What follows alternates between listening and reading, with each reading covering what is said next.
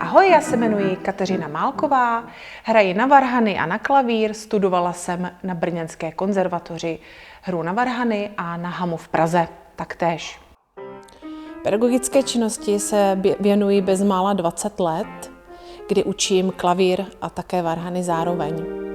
Založila jsem spolu s mou kolegyní Ladou Soukupovou základní uměleckou školu Anděl, takže sídlíme ve Vrázové ulici a v Soukenické na Praze 1. V roce 2020 jsem založila Mezinárodní hudební festival Zilberbauerovo hudební pódií na Jižní Moravě a v Dolním Rakousku. Tento rok tam budeme mít koncert Děti a hudba, na kterém vystupují nadané děti z 6 základních uměleckých škol, jak z Rakouska, tak z České republiky. Takže mě vlastně baví hlavně podporovat děti, aby si opravdu zahráli i někde jinde mimo své domovské školy.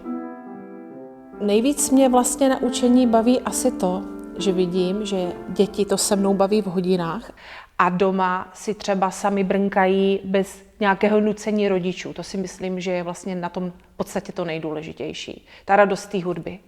Tak bych vás chtěla pozvat k nám do základní umělecké školy Anděl. Jsme fajn parta lidí, kdybyste chtěli dát svoje dětičky, budeme moc rádi.